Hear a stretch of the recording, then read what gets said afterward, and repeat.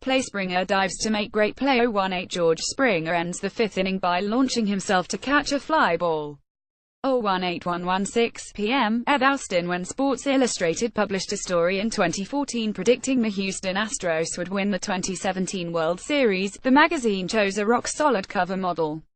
George Springer looks every bit the young baseball Adonis as he follows through on a power swing with his tongue protruding between pursed lips, Michael Jordan style.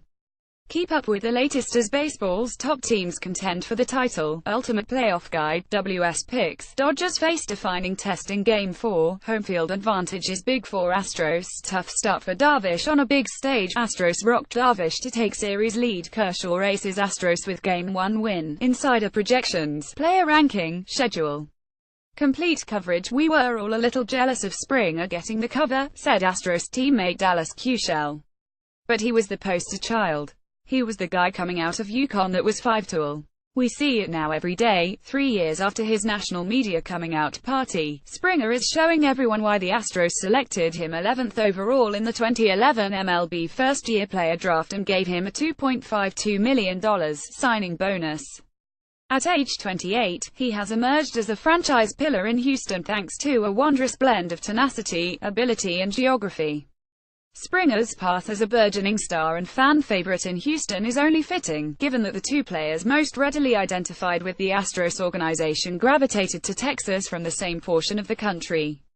Jeff Bagwell grew up in Connecticut, and Craig Biggio strayed only slightly from his boyhood roots in Smithtown, NY, to play college ball at Seton Hall in New Jersey.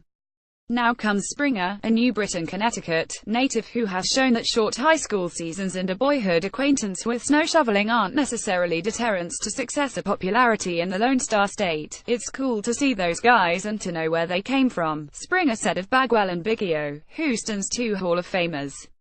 It shows a lot of kids up north that you can go out and accomplish a lot, regardless of where you're from. It's been all systems go for George Springer in 2017. Shanna Lockwood Today Sports. Springer raised his game a level this season, setting career highs for home runs 34, batting average .283 and ops .889 while making his first All-Star team and ranking 10th in the American League with a 5.3 wins above replacement. Thanks to a combination of maturity, better plate discipline and some adjustments in his approach, he reduced his strikeout rate to 17.6% compared to 33% during his rookie year in 2014. That has helped him better embrace a role as Houston's lineup catalyst in the leadoff spot. It's crazy, said Astros right fielder Josh Reddick. You have a 345 hitter in George Springer hitting leadoff for a team that has 5 or 6 number 34 hitters. He's not your prototypical leadoff hitter. He's going to drive in runs and hit it out of the park. Offensively, the postseason has been a mixed bag for Springer. He hit .4127 for 17 in the division series against Boston before lapsing into a .115 funk 3 for 26 versus the Yankees in the American League Championship Series. He's regained his equilibrium against the Los Angeles Dodgers in the World Series, hitting .2864 for 14 and launching the climactic 2-run homer off Brandon McCarthy in Houston's 76-11-inning victory at Dodger Stadium on Wednesday. While the bat can come and go, Springer's defense is a given. He made 2 exceptional plays in the Houston's 53 victory Friday, ranging to the wall to steal an extra base hit from Justin Turner in the first inning, and charging in hard to rob Chris Taylor of a single on a dunk shot in the 5th. The 2 plays brought to mind Springer's spectacular catch off Todd Frazier to bail out Justin Verlander in Game 6 of the ALCS.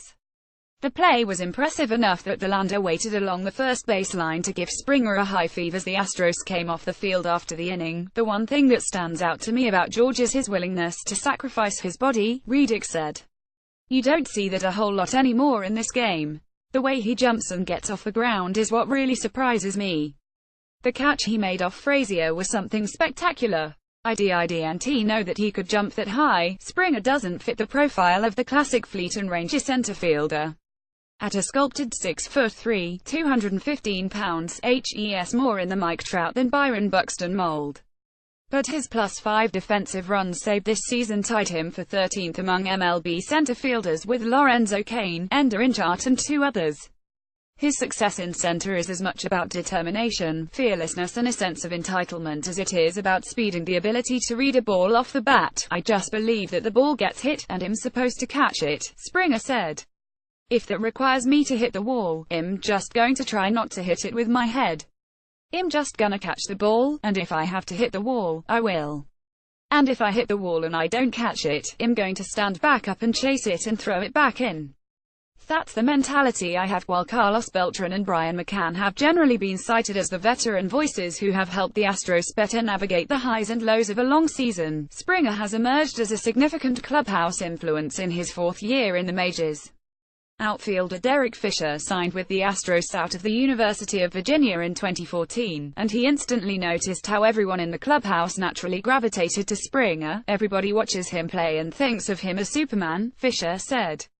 Obviously, he's good. But people don't see what kind of person he is. He always has a smile on his face, and he's the first one to help you out. For me, as a young guy, it's been big to watch his mindset and how he goes about it. He probably has more fun playing baseball than anyone I've seen, and why not? Springer is a featured player on an Astros team that is 2 wins away from its first championship, and he's been embraced by the folks in his new home in Texas. The reception has been warm enough to help Springer overlook some of the cultural differences between Houston and his native Connecticut. It's 2 different worlds, he said. The driving is totally different. Since I grew up in New England, I've had to adjust from the New England style to the Houston style. I don't know that I can pinpoint it. I just know that it's different. As long as the distinctions don't prevent Springer from arriving at Minute Maid Park by game time, it's all good. And if the traffic is too oppressive on a given day, he always has the option of donning his Superman cape and making the commute by air.